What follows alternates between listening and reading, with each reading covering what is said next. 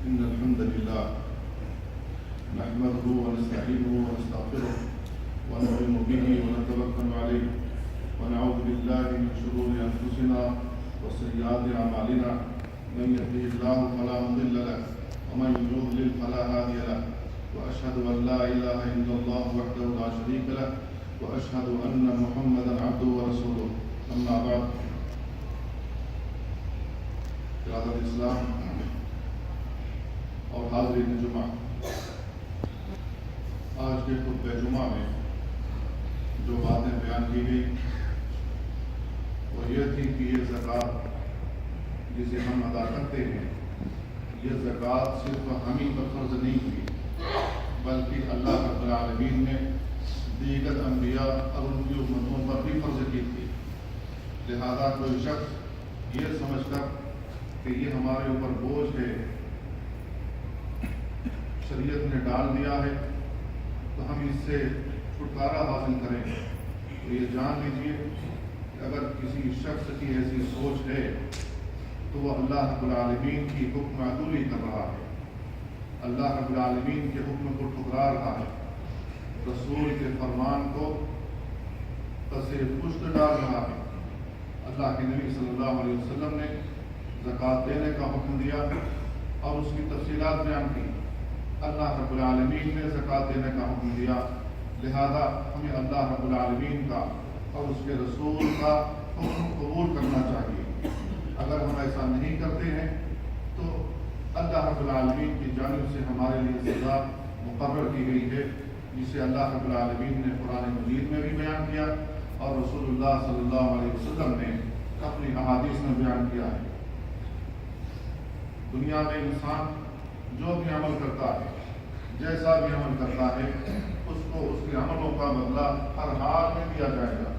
من یعمل سوءا یجزہ بہ، جو برا عمل کرے گا اس کا بدلہ دیا جائے گا۔ اللہ رب العالمین کے علاوہ ایسا انسان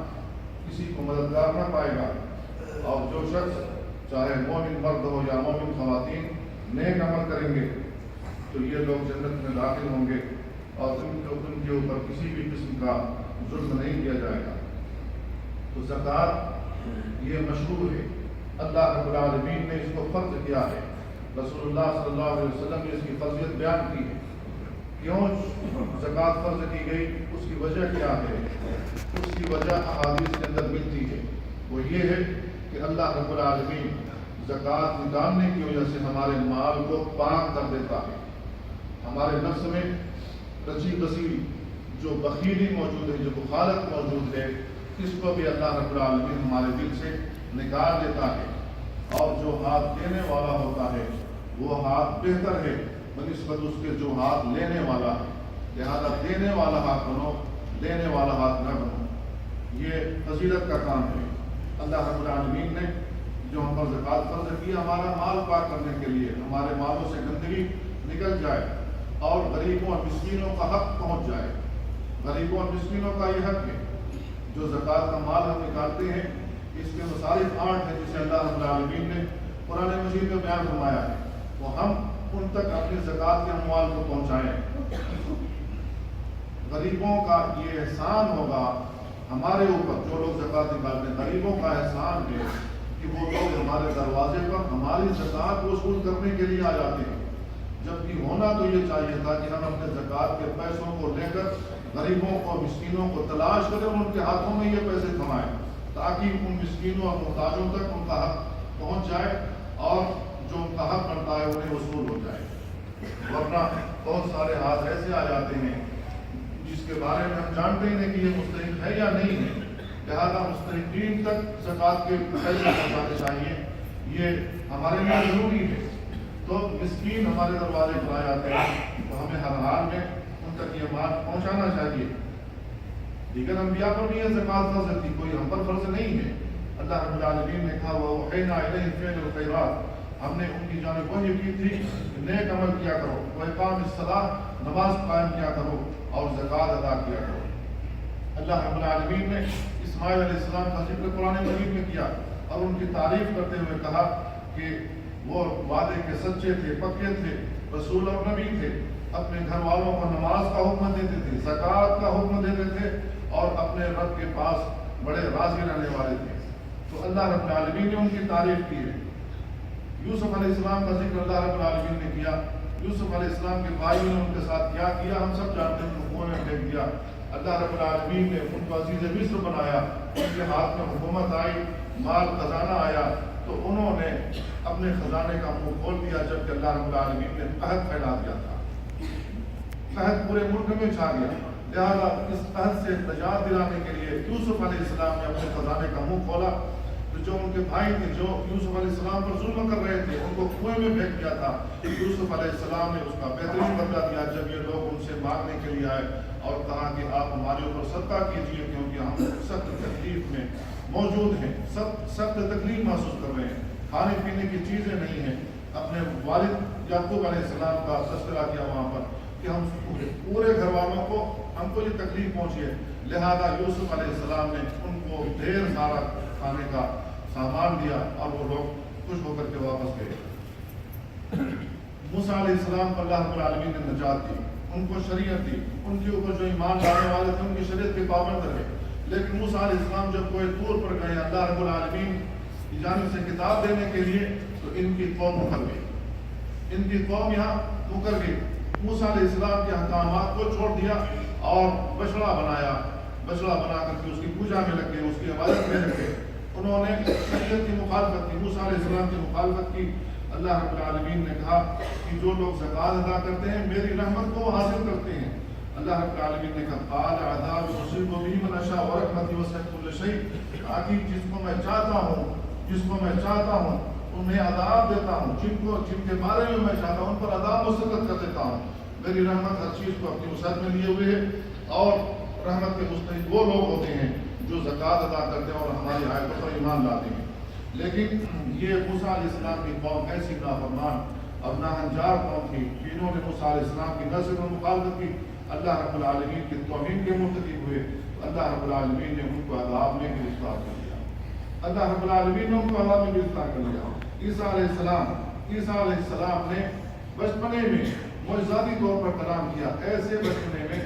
جس بچپن میں انسان بولا نہیں کرتا ہے، اللہ رب العالمین نے قوت گویائی دی، انہوں نے بات کی۔ تو لوگوں نے کہا ہم اس بچے سے کیسے بات کر سکتے ہیں؟ فاشارت الیہ قالوا کیف نکلم من کان فی المہد صبیا، اس بچے سے کیسے بات کر سکتے ہیں؟ تو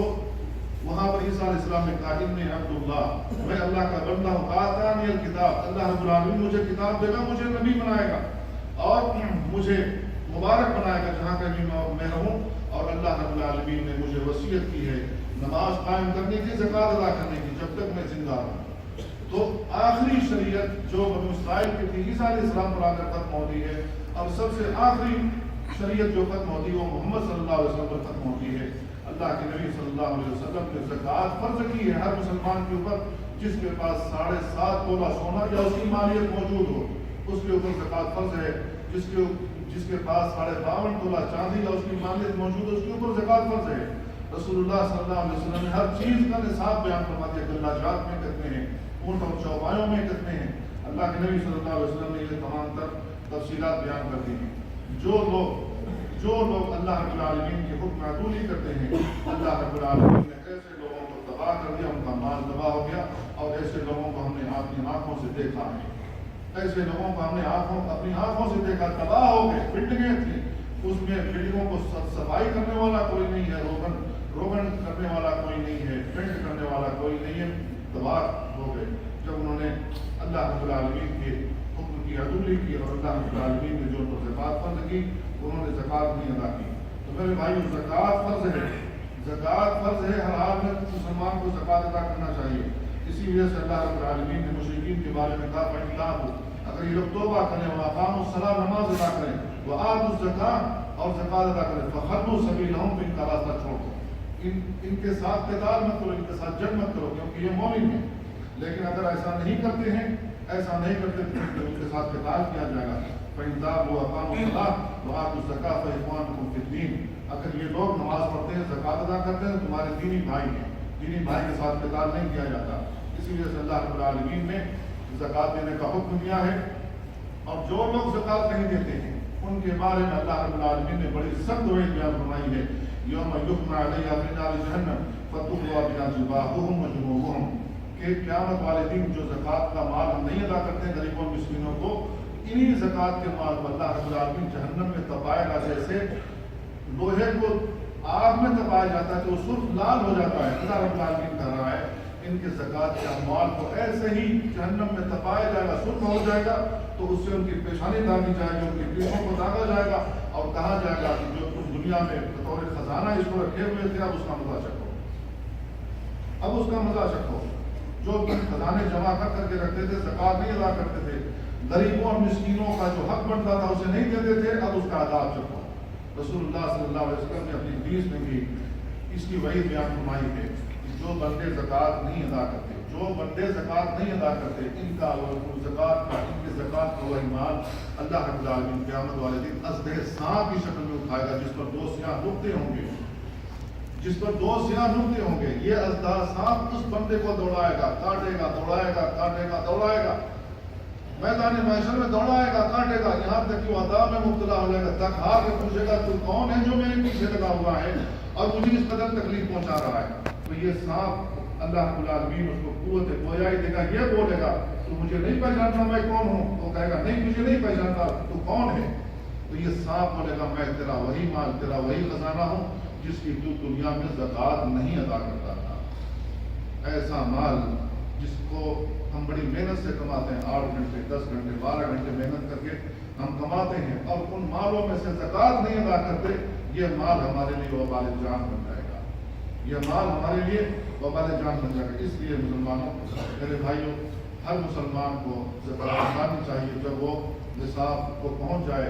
اگر ہم دخیلی کرتے ہیں تو ایسی صورت میں یہ مال ہمارے لیے وبال جان بن جائے گا۔ اللہ تعالیٰ ہمیں ان باتوں کو سمجھنے اور اس پر عمل کرنے کی توفیق عطا فرمائے۔